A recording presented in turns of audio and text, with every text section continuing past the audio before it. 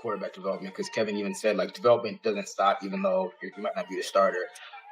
What does the development look like during the week in the building? Where again, you said like you talked about stuff you're doing before and after practice on the field, but like during the week, how are you ensuring that like these guys are still learning the playbook, they're really immersing themselves in understanding, and still progressing, and maybe not get the on-field kind of validation? Yeah, there's challenges there because you're not getting the time on task and getting the actual reps. So the drill work is crucial. The studying, I call them simulations, where we do almost stand-up meetings or walkthroughs, both in the meeting room and perhaps out on the grass or even in on the carpet where we have more space. So there's ways that we are trying to be creative, and it happens with each quarterback room in the whole league at all levels. And that is so true what you said. Neither of these guys have ever not been the guy. And that happens a lot with guys who enter the NFL. They've been the starters their whole lives. And so there's a transition there. And for the first week, they did a nice job. They immersed themselves, both of them, in the game plan. Did a lot of drill work on the side, both before and after practice. And then they get some scout team reps so they can get some balls airborne and make sure that they're staying in sync, of course, because really Dylan being one play away and Shedeur being 2 plays away. Back coach is forced to break his silence and admit all of the quarterbacks is getting QB reps with the scout team. Guys, the Browns quarterback coach just snapped on Shedeur Sanders during scout team reps. And when I say snapped, I mean he lost every ounce of chill. Coach Bill Musgrave didn't just raise an eyebrow, he raised the whole locker room's blood pressure through the roof. This wasn't some calm coaching moment, this was straight up reality TV with shoulder pads flying. Forget constructive criticism, because Musgrave came in swinging like he had something to prove. His words were slicing sharper than a face mask hit. Why was Shedeur even catching strays in a drill that's supposed to be easy? Oh, it gets wild. Cleveland somehow turned a boring preseason practice into a full-blown soap opera on turf. Only the Browns could make a scout team rep look like a scene out of a season finale cliffhanger. These drills are supposed to be chill, just backups pretending to be the Ravens for practice. But suddenly the air turned electric, like somebody lit a fuse in a room full of gas. And right in the middle of that chaos stood Musgrave, dropping truth bombs with the cold focus of a man who's watched too many losing seasons and finally said, enough. He wasn't joking, he wasn't smiling, just cutting through mistakes like a surgeon who ran out of anesthesia. His words hit so raw, even the walls probably flinched. But here's the eerie part. It wasn't loud. Musgrave didn't need to yell. That calm, steady voice made it worse, like hearing bad news in a whisper. Players looked around like, yo, we're in trouble.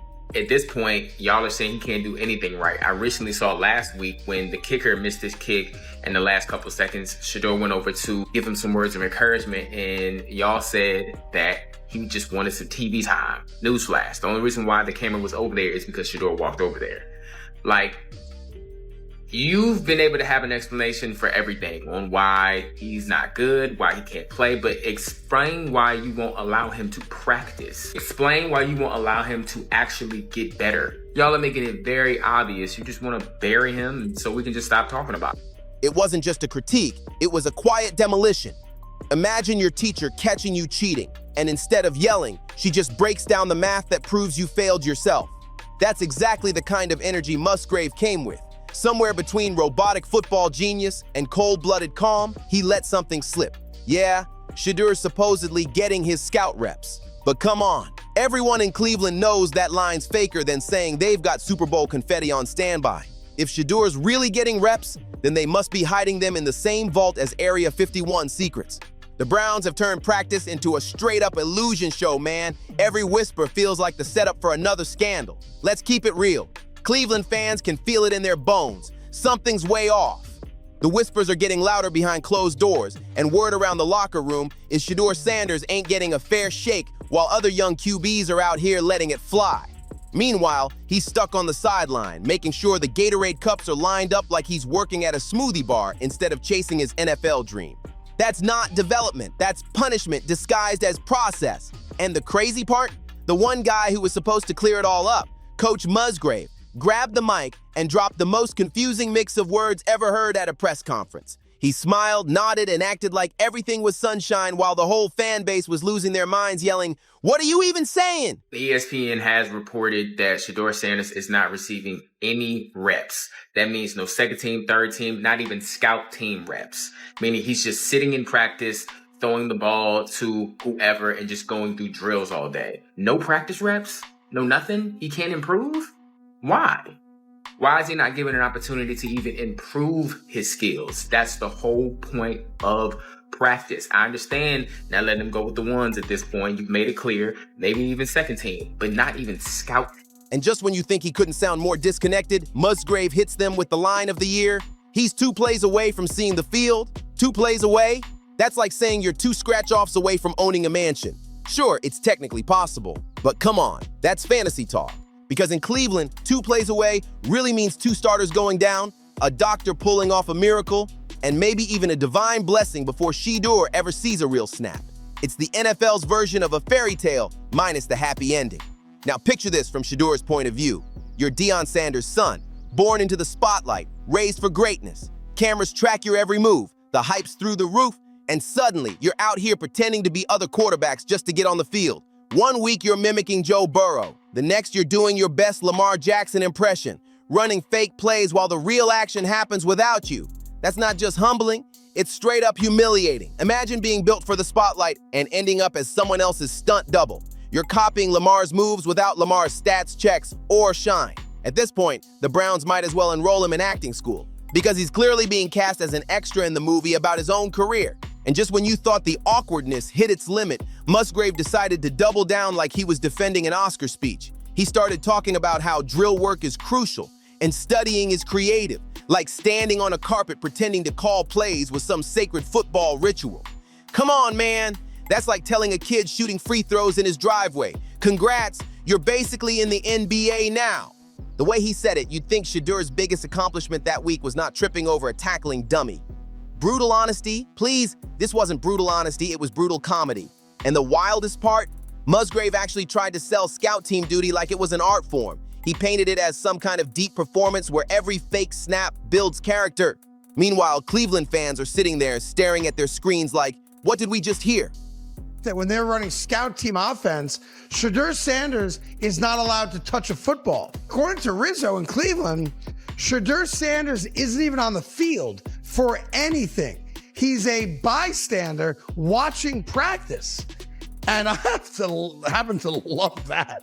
Because for everyone out there that was yelling and screaming about how the Browns were disrespecting Shedeur and the NFL disrespected Shedeur, if a dude can play, you find a way to play him, period, stop. So the fact that he started the season off as the 3rd quarterback, and now we're finding out he's 4th behind Bailey Zappi. They watched what was supposed to be a first-round fairy tale, hype, legacy, and promise, get flipped into a bad sitcom called Quarterback Purgatory. The official story? Shedeur's learning? The real story? He's learning what it feels like to be trapped in football limbo, stuck between dream and disrespect. Coach Musgrave, bless his calm, confusing soul, started talking about immersion in the game plan like Shedeur was plugged into the Matrix. Except no, coach, he's not Neo.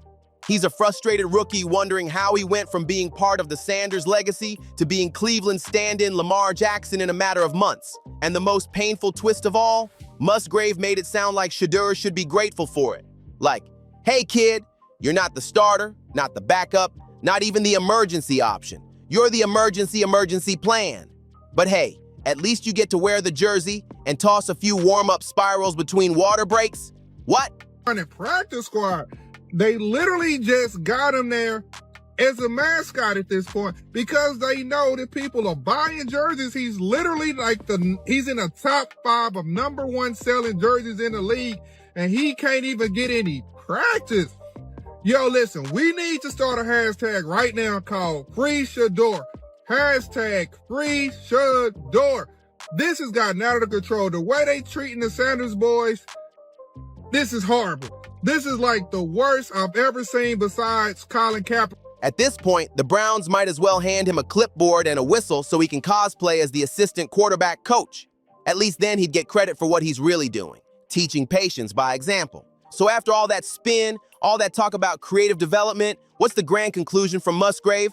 Apparently everybody's getting scout team reps. Everything's fine, according to him. Shedeur's development is right on track. But let's be real, that's the same kind of fine people say when their house is burning and they're holding a garden hose. Word inside the locker room says Shedeur's reps are about as rare as a Cleveland playoff win. And that says it all. When a single practice snap turns into breaking news, that's not progress. That's a headline waiting to explode. And just like that, boom, it's drama. Suddenly it's controversial, and that tells you everything you need to know. Cleveland has officially mastered the art of turning basic football business into full-blown conspiracy theater. It's like they can't go a single week without cooking up a new saga. And Musgrave's long-winded "everything's great" speech, man, that just poured gasoline on the fire. That press conference didn't sound like leadership. It sounded like therapy for a coach pretending everything's fine while the building's literally cracking behind him. Reporters were pressing about reps, interceptions, chemistry, and Musgrave answered like he was hosting a TED Talk on quarterback emotions. You could practically see the thought bubble over his head screaming, "Please stop asking me about Shedeur, I'm begging you." Coming out with the Cleveland Brown practice, and it's being said that Shedeur Sanders is not getting these QB scout reps, bruh. And I'm here to tell you, I believe he ain't. Now, quarterback coach Bill Musgrave has forced his hand into the matter because he just spoke to reporters moments ago, pretty much explaining that, you know what, all of the quarterbacks are getting their scout situations were invaluable for Shedeur, for all of our offense. We got a 3rd and 1 where he had a quarterback sneak. I mean, there's just a lot of football, and that's by design with him getting a ton of reps in this game, and he'll get a ton of reps next week as well. That's all part of our development of our young players. The man was dodging questions like a politician caught in a live scandal. If you listen closely, he randomly threw in 3 answers about Joe Flacco just to change the subject. That's when you know the tension is real. It's thick enough to slice with a playbook. Right now, that quarterback room doesn't look like a team. It looks like a dysfunctional family dinner gone wrong. You've got Joe Flacco sitting there with his calm dad energy, trying to stop everyone from throwing mashed potatoes. Dylan Gabriel's the overachieving middle kid, desperate to prove he's the next big thing. And then there's Shedeur, the youngest, quiet but clearly frustrated, wondering why nobody trusts him with the car keys even though he's been doing all the driving in practice. Musgrave keeps calling it healthy competition. But if this is healthy, then Cleveland's version of toxic must come with smoke alarms and a fire truck. He played with the threes. Anyone with half a brain could see 4 of the 5 guys got waived yesterday. He was running for his life. I mean, if I'm that kid's father, uncle, brother, I'm going, you know what? Let us go somewhere we can try and play. Please. We can be developed. There never was a 4-man competition. Never. Shedeur was never in the competition. And if that's how the Browns see it, rightfully so. Why'd you draft him? Why'd you draft him? Picture this. The Browns defense is out there during practice, hyped up like they just chugged 10 energy drinks, flying around ready to hit anything that moves. But let's be honest, this ain't football practice. This is straight up comedy rehearsal, because here's where the irony hits harder than a linebacker on a blitz. Coach Musgrave keeps preaching that scout team duty is valuable, calling it a key part of development. Yeah, okay, and I'm the next league MVP. Across the NFL, real quarterbacks would rather sit through rush hour traffic than waste a season pretending to be somebody else's offense. It's busy work, plain and simple, like copying your classmates' homework and calling it studying. For Shedeur, this isn't growth, it's punishment wearing a disguise. So obvious it should come with a warning label that says, time waste included. Yo, look, I'm sick and tired of seeing how the Cleveland Browns and the NFL is treating Shedeur Sanders. This right here got me hotter than fish grease. This got me hotter than Texas on an August noon when it's 111 degrees. This right here is bull dookie. I'm trying not to curse. I'm trying to stay kid friendly. But this is crazy. Bro not even running practice squad. They say he not even practicing. He just there. But of course, Musgrave keeps selling the same bedtime story. Everyone's learning, everyone's improving, right? And apparently Shedeur's just 2 plays away from seeing the field, which in Cleveland language probably means he'll play when Lake Erie freezes over into a giant margarita. The fans know it, reporters know it, and best believe Shedeur knows it too. That's exactly why these rumors refuse to die down. There's no universe where a guy with that much talent, that much pedigree, and that much spotlight is actually cool with being the NFL's #1 impersonator. It's not development, It's disrespect dressed up like patience. He's out there playing pretend while the rest of the league's playing for real. So of course the fan base has exploded. Brown's Twitter right now looks like a full-on battle zone, memes flying, panic posts everywhere, and conspiracy threads that read like movie scripts. And speaking of conspiracies, there's a loud corner of the internet convinced this whole mess is part of some secret master plan by Deion Sanders himself.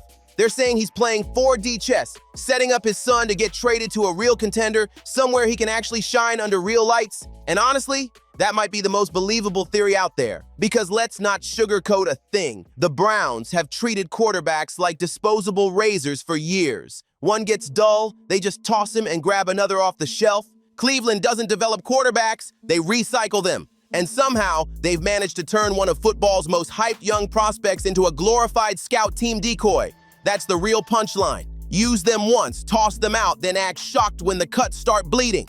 Browns really don't want Shedeur or trying to develop him, trade him off.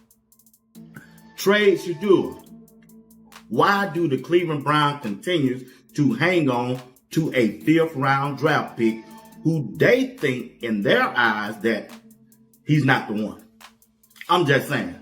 Man, when I went over there on Twitter and I looked at it, and the first thing came up was ESPN Cleveland, Tony Rizzo talking about Shedeur Sanders. I said, let me see what Tony talking about now. Tony said it's been reported to him that Shedeur is not even taking no kind of reps, and he's not even running scouting. Make this man. That's the Cleveland way, baby. So when the team stands up there saying they're handling Shedeur's development perfectly, all you can do is laugh and say, yeah, sure, pull the other one. Because right now, his rookie season doesn't look like an NFL journey. It looks like a hostage situation with cleats. He's doing everything right, showing up early, staying late, memorizing that playbook like it's sacred scripture. And what's his reward? A few meaningless scout team tosses and a friendly tap on the helmet from Musgrave like, oh, good job, kid. Now go pretend to be Lamar again. That's not development. That's punishment wrapped in a participation ribbon. If this is what they call growth, then sitting on a park bench must be Olympic training. And the craziest part? Musgrave knows exactly how to make it all sound believable. He's out here dropping fancy coach talk, words like immersion, simulation, and art form, trying to make it sound like Shedeur's enrolled in some elite quarterback academy, but everyone watching can see right through it. Behind those buzzwords, the truth's hiding in plain sight. The fake smiles, the tight shoulders, the awkward pauses every time a coach brings up his name. That's not confidence, it's cover-up. People around the team are whispering the same thing. This isn't about reps, it's about trust. The Browns clearly don't trust Shedeur enough to give him real developmental snaps, but they don't have the guts to admit it in public. So instead, they feed the fans these bland, recycled press conferences and pray nobody catches the contradictions. But guess what? Everybody caught them. Now the speculation's spinning out of control. Fans are already deep into the what-if game. What if Shedeur finally gets fed up and demands a trade? What if Deion's already pulling strings behind the scenes? What if this entire scout team saga is just step one in a master plan to get him out of Cleveland for good? Browns reporter from Cleveland, ESPN Cleveland, he hears that Shedeur, Ron, is not even running the scout team right now for the Browns.